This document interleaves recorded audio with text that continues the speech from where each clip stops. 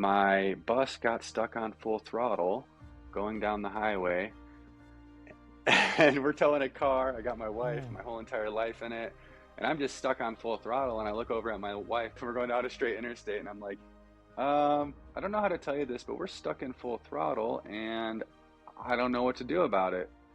And she looks at me and goes, yeah. "Are you serious?" Yeah, that's really my That's end really goal, cool. is to be able to empower people with the process of growth. I think a lot of people hit certain stepping stones in their growth and they don't know where to go.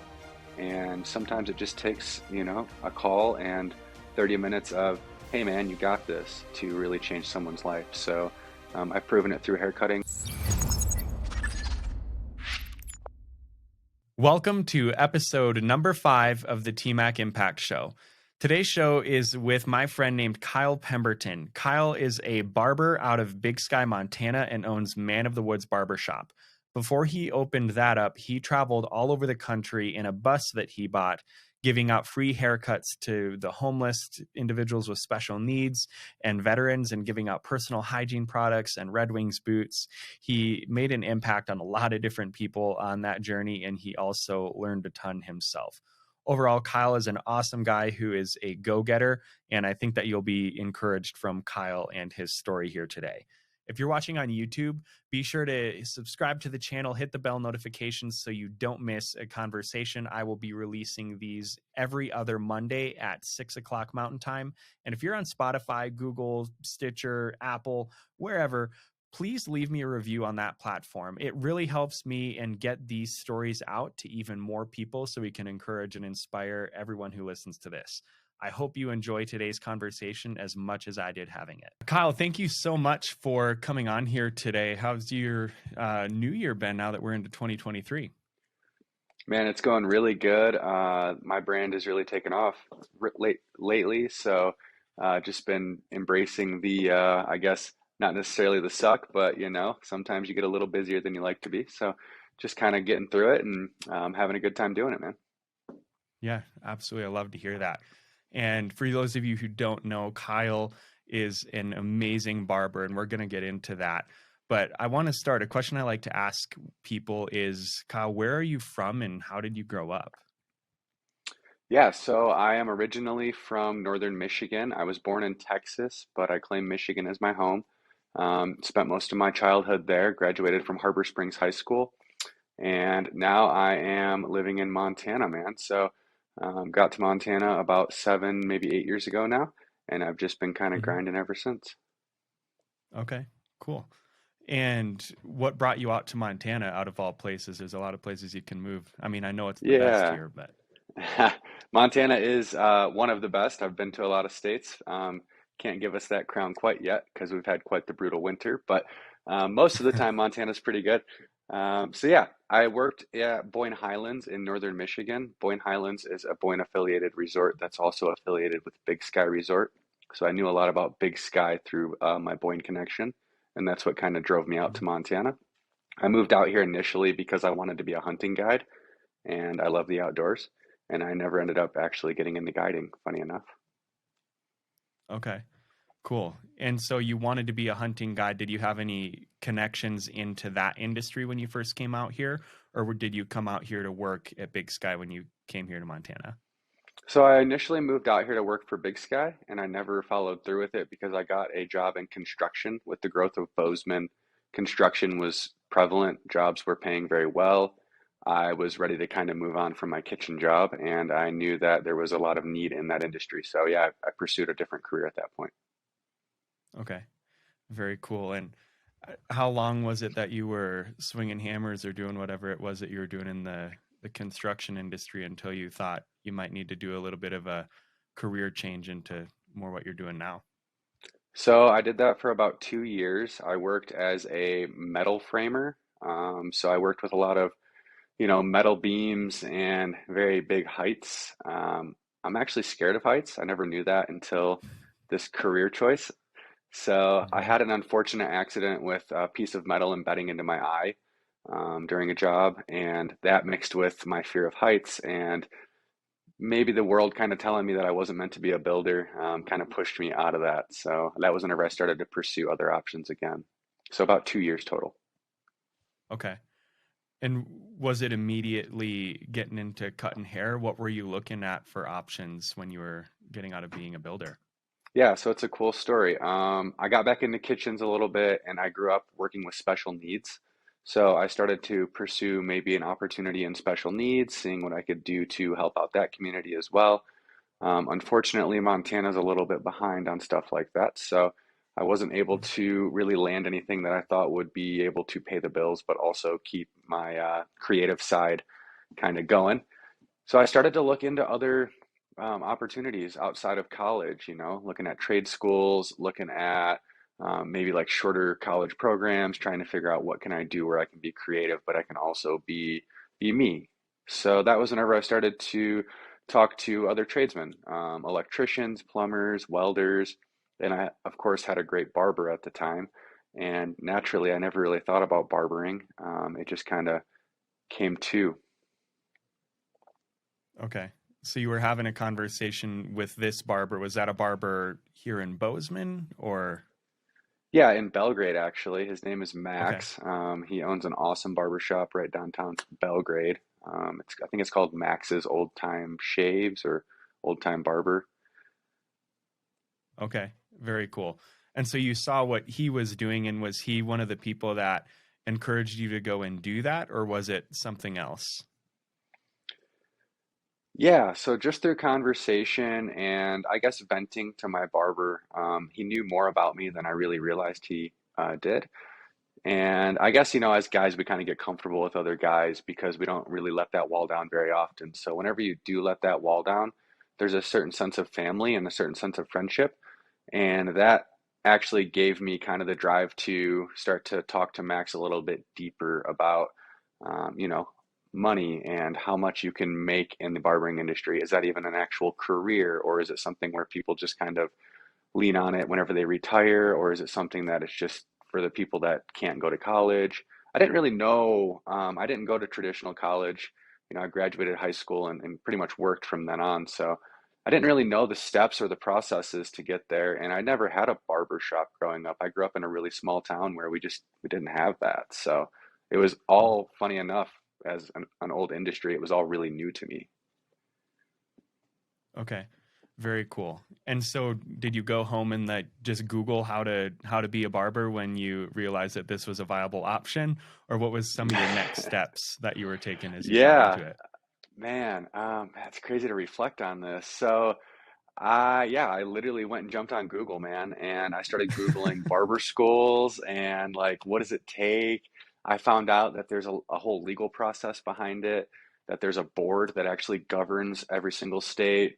It was a lot more professional than I had actually realized, and I think that is what really, I guess, turned me on to the idea of being a barber whenever I realized that it wasn't just this anyone can do it operation. I was like, man, this is actually a specialty. And I've always been the kind of guy that likes specialty stuff. So Yeah. it seemed like the right fit for me. Okay. Very cool. And so then you went in and it applied. And is this board, I mean, like you said, I never really thought of barbering as anything that's professional. I think of a bunch of, cool dudes with good hair and lots of tattoos. What did you have to like give them a call, or did you sign up? What was that like to step into education and getting qualified to do it? Yeah, so from there, I approached a few other barbershops in Montana, specifically in Bozeman, because that's where I lived at the time. And I just kind of asked them their process, I found a couple of newer barbers, I found a couple of experienced barbers, and I got a lot of input from multiple different angles. And it took probably about 4 months before I finally had pulled the trigger on pursuing school and doing a proper education. At that point, it Mhm. was just calling schools, now that I knew where the schools were, which schools were the best schools, who had the best education, but also what could I afford and how long of a time can I actually commit to going to school since I'm clearly not a 4 year university kind of guy. Yeah, very cool. Okay, and what Yeah. what year was all of this in then? So that would have been, man, 2015, I believe, it was whenever I officially decided, you know what, I want to be a barber. Okay. Very cool. And then how long did it take you to go through that education process to become fully certified and actually publicly cutting people's hair? So I started school in 2016. It would have been, I think it was like mid 2016, or it was probably like April or May of 2016. And then I was cutting hair in school, 1 month after I started. And it was about a 7 month process, give or take, for me to get through that program. And that was in Idaho. So every state's a little different. Okay. Idaho just happens to be kind of on the lower end of the hour requirement, which was at that time very beneficial to me. Yeah, for sure. And since then, have you done any accolades that you've gotten in barbering? Yeah, man, I've had an awesome few years. I guess I'm going on year 6 at this point. This March will be 6 years for me. And Cool. I got recognized fresh out of school for my special needs barbering. So I was specifically a special needs barber for quite a while I lived in Boise. Mm. So I graduated school, I got into this shop, and there's a million barbers in Boise because Boise is a giant city and there's Yep. 4 barber schools there. So obviously not being from there and also not knowing the client base and not really being good yet because I haven't had the experience, I Okay. just kind of pursued this client base that I couldn't really reach. So I started to get niches, and that was where like my special needs connection from growing up fell into my special needs connection with barbering. So I got recognized for that in late 2017. I was one of Boise's 7 heroes, which was really great, super humbling. It was something that I got Yeah. nominated for by a parent that I was helping out. That's a really cool video. It's on YouTube if you ever want to watch it. And since Yeah. then, I've gotten opportunities to travel and educate barbers all over the world. That was, my most recent. We just won Best of Big Sky for my barbershop in Big Yeah. Sky. Leading up to that, man, I haven't really had any like huge, I guess, accolades, if you will, other than Yep. building the first barbershop in Big Sky and really just building a base of clients in this area that are awesome. So. Yeah, I love that. And you kind of touched on it, and where we're going to go with the conversation on the traveling and stuff. Two things though, quickly before that. You said it's called Seven Heroes video. Yeah, yeah, Boise's 7 heroes. And I believe you Boise can Seven search it Heroes. on YouTube. It's the KTVB news station that does that. And that would have been KTVV. late 2017, I believe, or early 2018. Okay, perfect. I will find that. And if you are listening to this or watching on YouTube, it will be in the show notes or description, so you can check out that video of what Kyle was doing there. And so, special needs, you related that back to your childhood. What, I guess, how did you get into helping individuals with special needs, and what inspired you to go that direction with things? So I had a stepmother at the time that was running a therapeutic horseback riding program for special needs. And I am a super tall guy, always have been, and horses are big animals. So Mhm. to have these special needs riders able to participate, you would have to have sidewalkers. Even if they were able to balance themselves, you would still need someone there just in case something went horrific. So we Yep. were always just kind of there helping out. I rode horses my whole life. It was something I was experienced in, and I've always had a pretty calm demeanor about myself. So I think it was just a mix of obviously my height and then also adding in, my demeanor and my want to help. So I started doing that at around, I want to say like 8 or 9 years old. And yeah, built off of that platform essentially. That's awesome. I love to hear that. And so then fast forward another 12 years or so, and you traveled the country cutting hair. What even gave you that idea that I'm gonna you tell some of the story, because I've got a few questions within it. All right, cool. Yeah, it's a crazy story. Even talking about it myself, I kind of have like, what was I thinking moments. I guess it's also a blessing to be young and a little more ambitious than you probably should be at times in life. So I jumped on an opportunity at a time in my life where I was extremely successful in barbering, and I didn't feel complete. I didn't feel happy. I didn't grow up with a lot of money. I didn't grow up with a lot of connection either. So, that was something that I was always searching for. And I think whenever I finally connected the dots with barbering is one of the best connecting points in a human's life, and we don't even realize it as Hmm. guys, like I touched on earlier, where like a lot of guys don't let people in their personal space. So whenever you do, I think it's something that you can really build on, and I think you can not necessarily take advantage of it, but I think you can change a lot of lives with it. And I realized that I was making a lot of money, but also B, a lot of connections. And I was like, man, if I can do that in Bozeman, Montana, less than 50,000 people, what can I do across the country? And if I'm not happy doing it here, is it because of the money or is it because of the amount of work I'm putting in or the amount of pressure I'm putting on myself? So it was really just me searching for passion because I always grew up hearing that passion was something that you kind of find. Um, Yep. Now I disagree with that. I don't think passion is something that you find. I think passion is something that you create. So I was creating passion before I even knew I was creating passion. I was just kind of trying to escape, I guess, pressure of life. Okay. And so you were debating on why am I not happy? You were doing something that you thought you loved.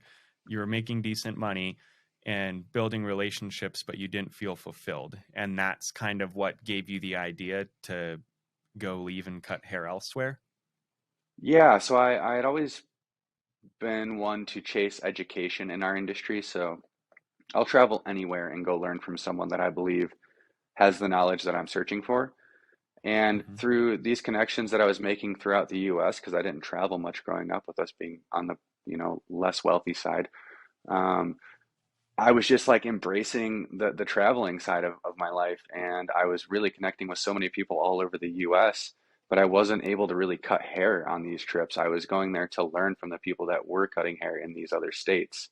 And I wanted to go connect with people in Texas, in Florida, in New York, in California, in Canada, like wherever I can go, because there's Yeah. literally no boundary to my career. And that's the beauty of being a barber. You can go anywhere and cut hair. So yeah, I Yep. was Okay. pursuing, I guess I was pursuing passion over of money at that time. Okay. And how long had you been married at this point when you kind of started doing that? Oh man, whenever we left for the bus, I was married for maybe a year, Maybe a year. like maybe Okay. just a year. Eh, Yeah, our son was 1.5, so yeah, it would have been just a year because we had Kason right before we got married. Was that something you guys had expected to do before you got married, or how did you pitch that idea to your wife?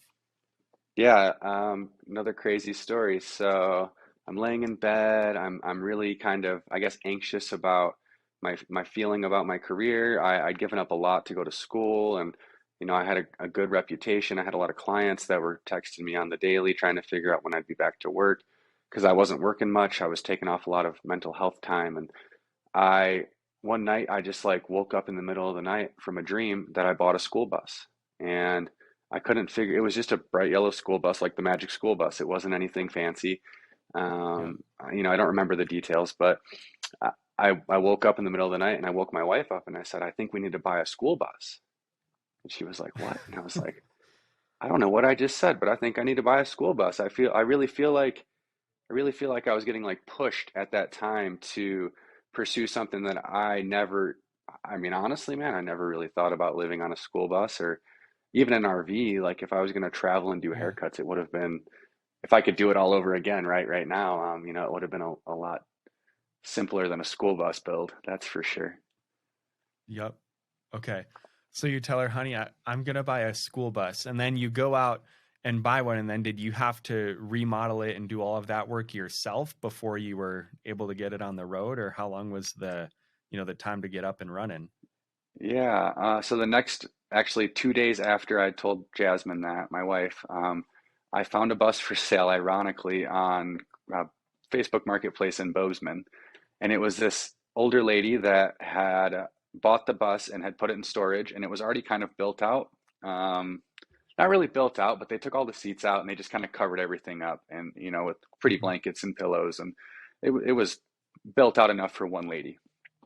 And she said, I went to South America. I had this change of plans. I no longer want this bus. I told her what I wanted to do with it because at this time I had kind of already said, hey, I want to go help people. I want to go travel. I want to go do haircuts out of this thing. I'm doing it, Yeah. And in 2 days, I had come up with this unbelievable business plan that I never thought anyone would grab onto. And here I am with this awesome lady giving me all the encouragement I can get, trying to sell me her bus because she just wants out of the thing, Yeah. and I just want in it, right? So, Yeah. yeah, the next step was like, how do you buy a bus? Like, where do you get a loan for a Okay. bus? And then how do Yeah. you tell the bank that you're going to go live on the road with no income on a school bus that they just gave you a loan for to give free haircuts to people with no money? It was like this whole, Yeah. it was so unbelievable that I never really thought beyond it. I just had so much faith in it. And I think that's what really Yeah. gave me the success. So yeah, we bought the bus. We had a bank give us a Okay. loan. I told the bank my plan. Um, Thankfully, I had saved up enough money at the time to justify the loan. So I had enough in the bank. They didn't know Mhm. I was living off of that money, right? They just saw what I had in the bank. Yeah. Yeah. So, I kind of had to yank their chain on that. But sometimes you have to get to where you have to get to by taking steps of faith. And this was something where Mhm. I really had that push. And generally, whenever I get that push, I don't stop until I get there. So, Yeah. That's so cool to hear. And so you yeah. you had a business plan. You were giving out free haircuts, and then you said business plan. So were you some sort of nonprofit, or what did I mean? Was it 100% self-funded, or were you making money from donors along the way to go out and help people, or what did that look like? So it was multiple different things. So we had launched the beginning of a nonprofit. Nonprofits take a lot of work, a lot of attorney help. Mhm. I had a great attorney that was helping me. We had the process started, so we started a GoFundMe just to kind of launch, and I think we raised like $2,500, which was really awesome. Mhm. $2,500 does not go a long ways whenever you're traveling in a diesel school bus across the country to cities like Portland where there's, millions of people that need help. So, Yeah. uh, this was something that I was trying to figure out as I went, and I never really thought that part through because initially it was like, I guess if I'm a good human and other good humans are surrounding me, then I should be able to make it. That was kind of my thought Yeah. process, which was, now that I look Yeah. back on it, very silly and very immature. But Yeah. Um, I was just kind of going for it, man. I thought it was gonna change the world. I thought I was gonna get out there and everyone was gonna throw me $100 bill to help out the next dude in line. Because that's just how I was raised, and I never really knew any other Yeah. way. So I found out really quickly that since I'm not well versed in traveling, that there's a lot of other mindsets in this world that are not that way. So yeah, I Mhm. got a lot of money from donors. We have a partnership with, still to this day, with Red Wing Boots in Bozeman and in Billings, Oh, which yep. is really great. Yep. So they gave us free boots to give away for like raffles and such, and that money would get put into our nonprofit bank account and then get dumped right back into the next community that we went into. And then Yep. one of our loyal followers would get a nice pair of boots. Also, they would give us boots to give to the people that we helped. So we would have that Yeah. opportunity as well. And then they monetarily funded us, the couple that owns it, kind of privately out of their own pocket as well. So they provided us with $500 a month, which covered quite a bit. Whenever you live sparingly, you don't Mhm. need a lot. So we're super, super thankful for them. And then we had various people, you live in a school bus, you attract a lot of attention. Yeah. So we would have people that would come up to us in gas stations and ask us what we were up to, want to see the bus. And I would just be honest with them. Mhm. And it never failed, man. Every time we would be on our last bag of chips or our last sandwich meat, uh, somebody would give us $20 or $40 or $100. And Yeah. man, yeah. So there was a point where it was like, okay, I wasn't completely crazy in thinking that the world would take Yeah. care of us. But also, I think you should go into it a little more well planned than I did. That's for sure. That's awesome. When I moved to West Yellowstone to ride snowmobile, was very similar, just failing forward and trying to figure it out, and it worked. So that's really cool. When okay, so you're traveling all over the country, and how long were you gone? How many miles did you travel? So we did 11 months total on the road. We lived on the bus for about a year and a half total. I always say 2 years because there was moments where we like COVID hit, and there was a bunch of other riffraff going on. But it was probably about a Yeah, year and a half total, if you don't include hotel stays and stuff. And yeah. yeah, we did. It was like I want to say 38 states. We were headed to the East Coast, so we had hit East Texas when COVID hit. So we pretty much covered, Okay. the west of the Mississippi before COVID, Yeah. and then yeah, man. Unfortunately, we were just really starting to gain traction. We had connections with Netflix at that time. There was talks about maybe recording some of the things we were doing on the road and connecting with other barbers along the way that did similar things to build, I guess, a collective, but also to be able to tell stories a little bit better than we were able to. With being a nonprofit, it can get sticky with people giving you money and you reaching out through social media for attention. So. Yeah, absolutely. And so, man, 38 states, that's a lot. And then COVID hit, but in that time, you had to have been meeting so many different people. What you can start with the negative or the positive, but I want to know, what was the biggest road bump that you had in that whole journey when you were on the road? And then Yeah. what was the coolest story? Yeah, man. So the biggest road bump for me, honestly, I have two. I have one from, Okay. I guess, the connection perspective, and then one from driving a school bus across the country. So, um, first of all, school buses are not built to drive across the country. They're also hard to source parts for, whether there's a million schools in this country or not. They're very hard to source parts for. Yeah. And they're dangerous. They are giant, they are heavy, they go slow, but whenever they have momentum, they go fast. Gravity plays against you. Mhm. So we had this is one of my wife's favorite stories to tell. And I mean, we've got a million of them, but one Yep. day we are driving from, I believe we were driving from, I want to say like Arizona to New Mexico. We're heading to Texas. We just had a great time in different parts of Arizona for the winter because it was cold and we were starting to chase warmer weather. Yep. And my bus got stuck on full throttle going down the highway. And we're towing a car. I got my wife, Oh. my whole entire life in it. And I'm just stuck on full throttle. And I look over at my wife because we're going 55, right? It's not like we're going 90. Thank goodness. But yeah. And I look over Yep. at my wife and we're going down a straight interstate. And I'm like, I don't know how to tell you this, but we're stuck in full throttle and I don't know what to do about it. And she looks at me and goes, Yeah. "Are you serious?" Because I was so calm, but I was so Yep. overwhelmed that I was like, I don't know what to do here. Well, Yep. thankfully, we have an interior hood in the bus because it's a flat nose. So Yep. I don't know if you ever rode a school bus growing up, but Oh yeah, I you can did. open I up was the the hood first one on, inside. the last one off. Yeah. So you can open up the inside of it, and it's right next to where I'm sitting. So like imagine I'm sitting here driving, right? It's like directly to my Yep. right. So Yep. I reach down while I'm driving, hand on the wheel, lift the hood, and I thankfully know mechanics well enough to know how to look at this engine and assess. Mind you, this is an old school bus. It's Yep. pre 2000s. It's all mechanical, nothing's electronic. Once again, thank goodness. Yeah. And I look down and the throttle spring's gone.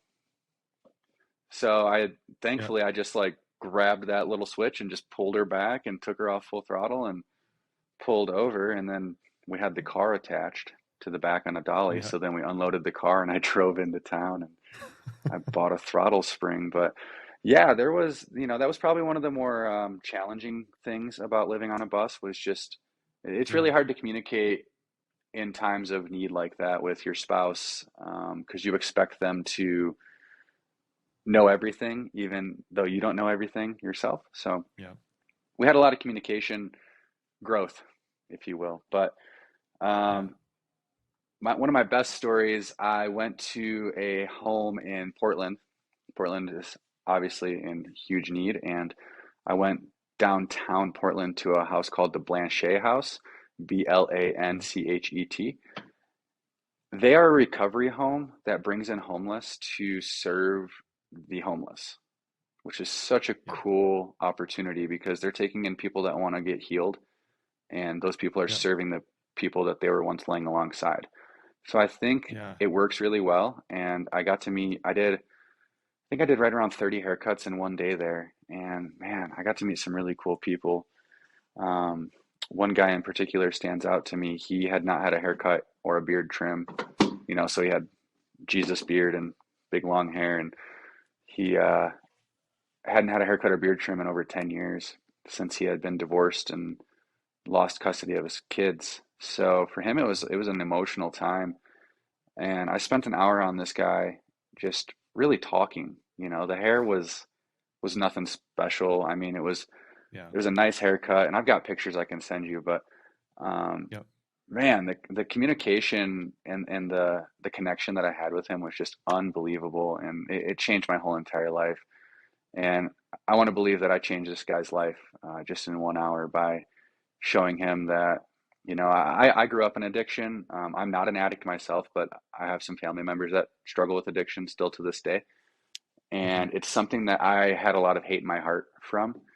And this gentleman taught me a lot of humbleness and a lot of understanding. So, yeah, that was one of my best experiences. I gave him a really awesome haircut. He taught me a lot. I taught him a lot. And I left Portland very sad to leave Portland, which I never thought I'd say Yeah. because I'm not a big city guy. So, Yeah. Okay. And wow. Yeah, I can only imagine. I bet you changed that dude's life because I went like a year and a half without cutting my hair one time and it was emotional, but that's like for real helping a guy off the streets. That's so cool. yeah, it was Um, it was pretty inspiring, man. yeah.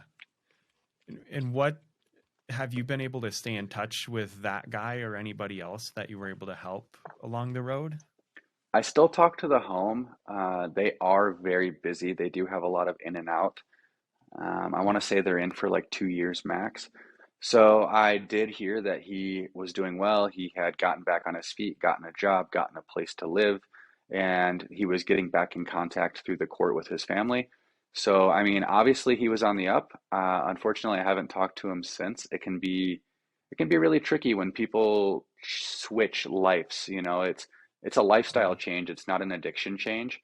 And whenever you do a lifestyle change like that, sometimes you just have to get rid of everything and start over. So I think that's a lot of what I dealt with from my trip on the road. Mm. So yeah, I do still connect with some people, but not as many as I would like. Yeah. Okay. That's cool. No, I love to hear that. And so you traveled all over and then COVID happened. Is that when you decided, looked at Jasmine, you're like, hey, we got to go back to Montana?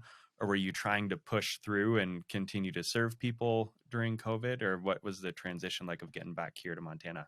Yeah, so we couldn't cut hair anymore, but we were doing this hygiene bag program. So my wife and her mother had created, I guess, essentially a project for Jasmine to stay busy while I was cutting hair, because obviously she Mm-hmm. wanted to have a job and a part of it too.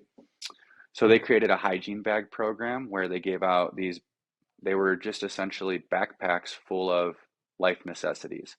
And we had women bags and men bags and kid bags and special needs bags, because we dealt with blind and deaf, and you see a lot of crazy stuff out there. So we had Yeah. made connections, thankfully, with a lot of local businesses that had donated a lot of stuff for these hygiene bags.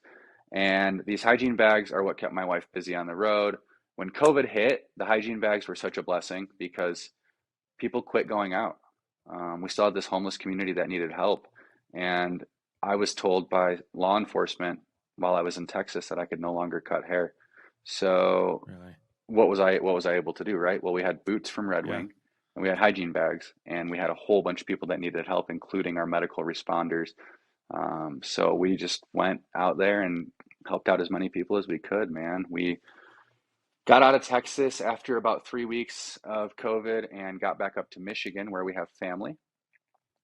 We took, I think we had about 1,000 hygiene bags total on the bus. So we took, at that point, we had probably 400 left. So we took 400 hygiene bags and like 35 pairs of Red Wing boots to Michigan and helped so many people. It was really great.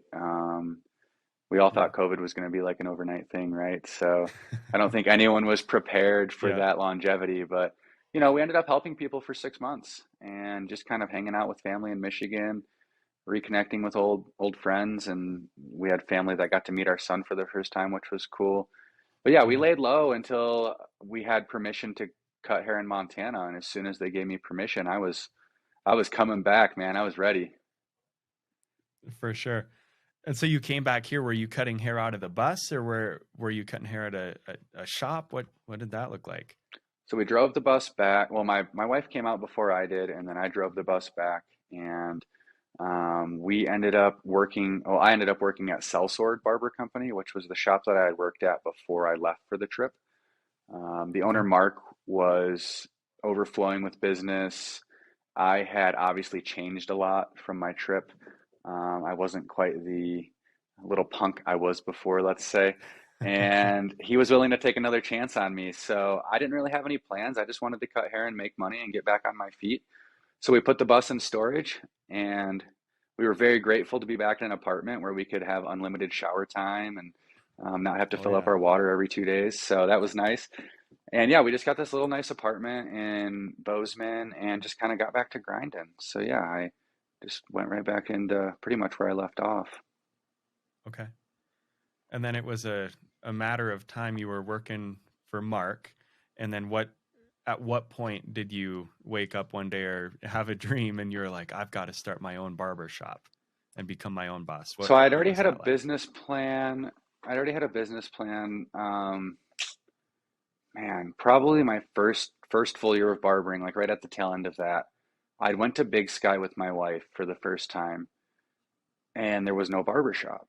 And I was like, this is so crazy because there's like seasonally it's so busy up there, but Mhm. I like having time off. I know you like having time off. Like, who doesn't like having time Oh yeah. off? And the problem with living in Bozeman for me was I never got any time off because Bozeman is just bustling all the time. So I was already kind of in pursuit of this business plan to start the first barbershop in Big Sky. Before anyone even knew I was planning on starting it, I had already had a business plan Okay. kind of half put together. So it went in motion whenever I got back, just because I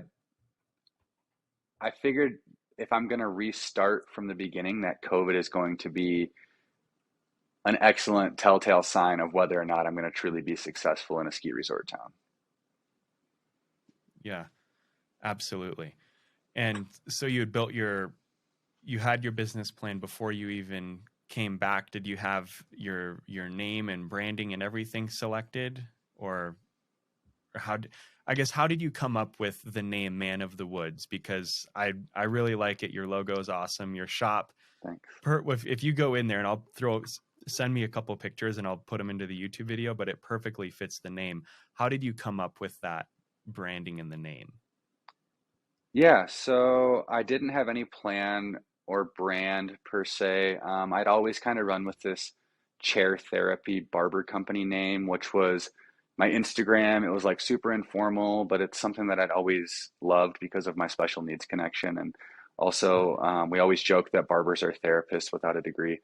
So, Yeah. chair therapy barber was always kind of what I ran by. And I was like, I would love to start that, but Big Sky just didn't feel like the kind of place for that name, if you know what I'm saying. Yep. So Yep. um, we started to pursue other options. I have some really good friends that are also very creative people.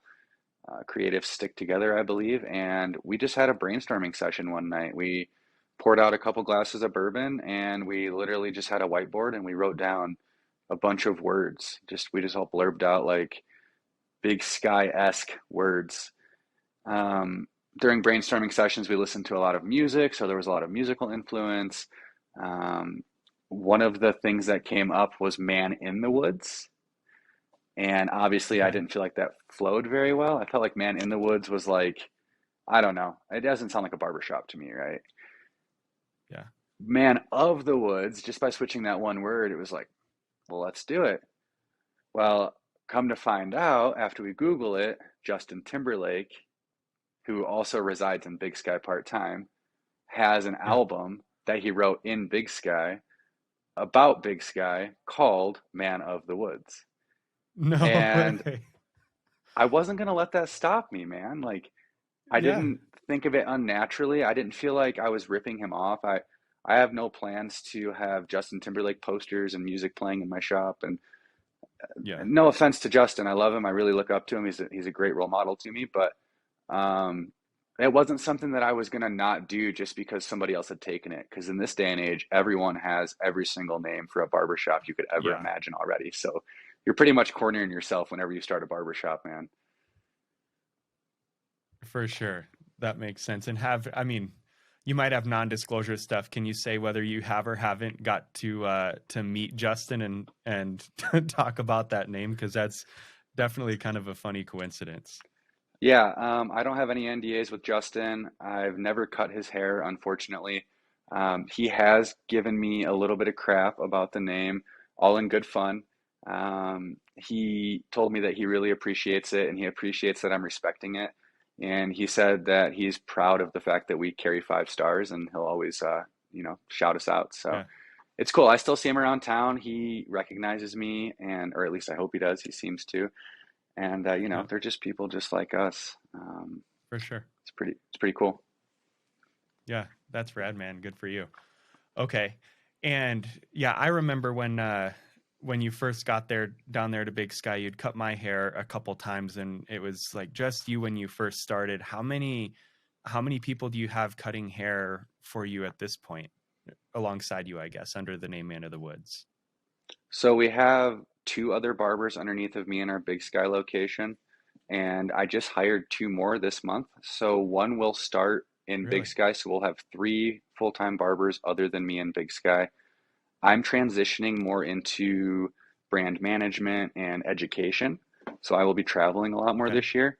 So I have a barber named Robbie that's taking over my chair 4 days a week in Big Sky, and then I'm launching my mobile barbershop this month, actually. So it's the first mobile barbershop in the state of Montana. And I hired a gentleman by the name of Ooh, Malcolm that is going to be okay. running my mobile barbershop with me. So yeah, Really? So are you yeah. going to be where are you all going to be traveling to, like around the country to be learning from other masters of the art of barbering, or just coming up here to Bozeman and around Montana? What does that look like? So in true Kyle fashion, I have grand plans always. I Yeah. have to be careful what I say to you. I do have NDAs on that, Yeah. but Okay. I do have plans to travel nationwide with it.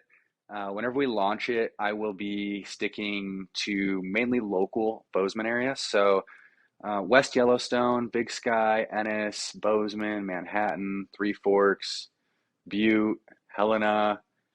Maybe we can get up to some music festivals, up in the Whitefish area. But really, it's just going to Mhm. be to test markets throughout the state to see the demand for barbering in these other markets where maybe there is not a barber shop because nobody ever had one in Big Sky, and I don't know why. So I'm going to go check out all the Yeah. other markets, and I'm going to use my mobile shop to check that out. Yeah. That's such a good idea. And so you said Malachi? Malcolm. Malcolm. Okay, awesome. And he'll be traveling alongside you. Is it like a trailer, or is it a bus that you're driving in the shop, or you pull in the shop behind and then you can leave it and go elsewhere? Yeah, so it's a 20-foot cargo trailer that we purchased. I'm six Okay. foot eight, so it's hard to find trailers that fit me. So I bought a pretty decent sized trailer. We built a 2-chair barbershop inside of it. It's super beautiful. I've put in just as much effort, if not more effort, into this shop as I have any other shop. And I Yeah. have a pickup truck to tow it with so that we can potentially set it up for other barbers and stylists as well. So the goal is to be able to lease this space out for wedding events, concerts, other things like that. Maybe Joe has a family wedding and Joe wants to cut his cousin's hair because he's a barber, but he doesn't want to cut it out of his barber or out of his cousin's kitchen. So maybe Yeah. he'll rent a barbershop from us and then he can really go dress to impress for his cousin. So Yeah. That's a very cool idea. I'm really thanks. excited to see how that progresses for you. Is that going to be launching here in 2023 then? Yeah, we're actually launching it February 1st, 2023. So it's coming up really quick. We had ambitions to Yeah. launch it last year. Unfortunately, the world got a little crazy on us and things got expensive. Yeah. So we had to kind of pump the brakes a little bit. And then Malcolm is a really unique situation for us as well. He did 17 years in prison, and it's not easy to get a barber license whenever you have that kind of a record. So we've been Mm. really fighting the state with that, and thankful, I can't say fighting because they've been super helpful, but we've been Yeah. pushing the state with that. And Yeah. thankfully, today actually they granted him his license at 8 o'clock No this way. morning. So yeah, Wow. he's got That's big things amazing. coming, man. It's really cool. He's super inspiring. I'm excited to have him. Yeah. Good for him. That well, and that totally relates kind of back with who one of one of the best ways I've ever heard personal brand defined, and the way I like to define it is exploiting your uniqueness in the service of others. And it sounds like that's something that you were doing when you were obviously on this national tour of cutting hair, and now you're coming back and helping people like Malcolm, get back on his feet and encouraging him to do what he was created to do, just like you did with that guy back in Oregon. So Yeah, that's really my that's end really goal, cool. is to be able to empower people with the process of growth. I think a lot of people hit certain stepping stones in their growth and they don't know where to go. And Mm. sometimes it just takes, a call and 30 minutes of, hey man, you got this, to really change someone's life. So I've proven it through haircutting, and now I've proven it through simple communication with Malcolm for the last 6 months to get him going. Yeah, absolutely. Good for you guys. And would do you have like a mission statement for your brand, or I guess and in that, what separates Man of the Woods Barbershop from the other couples that are here in Bozeman, and makes you especially unique in the world of barbering? Yeah, so Man of the Woods doesn't necessarily have a mission statement at this time. We just have core values. Our core values are precision, persistence, and communication. I think those are three things that are super, super key in any relationship, and we're in a relational industry. So, Mm. yeah, I mean, honestly, like that would be my mission statement, man. It's just like being precise, whether it be timeliness, whether it be haircutting, whether it be communication, whether it be whatever, and then, being honest with who you are, and just continuing to pursue your passion. I think passion is definitely the key to any success in a career, especially because it's all work, man. Yeah, absolutely. And so if people hear this and they're like, I really like this Kyle guy, I want to support him, or I want to get my hair cut by him, where can they find you online or on social media or anything like that? Yeah, so I have a personal Instagram page for social media as well as a shop page. I go by Chair Therapy Barber on Instagram. If you search Okay. Chair Therapy Barber, there's an underscore after chair, but you'll find me. There's a very clear picture of who I am. I don't have the glasses on, but you can tell who I am. And we have a shop page, Man period of the Woods. So Man of the Woods. Also, logo right on the top there, so you know who we are. Everything is super well done on our social media, thankfully. So I think that should point people in the right direction. Okay, perfect. Well, I will be sure to drop all of that information then into the show notes and in the description of YouTube. And if you're listening to or watching this, I want to give a huge shout out to Kyle, um, with my brand and kind of the TMAC Impact Show, with what my vision of is this, and impact as an acronym, and Kyle embodies a lot of those, with teamwork, being philanthropic, and action taker, and having a solid growth mindset, and then pouring that into other people. So that's what sticks out to me. And I was getting my hair cut a lot, and I told you, Kyle, like I can't go to Big Sky like every couple weeks. For me, just my schedule didn't work out. Otherwise, I absolutely would have had you continue cutting my hair. Andrea, your referral, is still cutting my hair, and I love it. Cool. But you really took the time. I told that you cared a lot about me, making sure that I knew how to properly style my hair. You taught me how to do that, how to use a blow dryer, which I appreciated. And you even cut my hair a couple days before my wedding. And so I don't know if there's much more of an important haircut than that. So I appreciate that one. Yeah, I'm on your wall for life now, man. Yeah, buddy. So yeah, thank you so much for coming on and having a conversation today. And yeah, I hope you have an awesome 2023. I can't wait to see what comes to fruition here with this bus and the future of Malcolm on his new beginnings. Yeah, thank you, Taylor. I really appreciate the opportunity to be on your show, to be able to tell my story, and hopefully it inspires a couple people to reach out and maybe we can help out some more people. Yeah, absolutely. Let's get on to it. So you have a great day, and I'm sure I'll see you around. All right, later, buddy.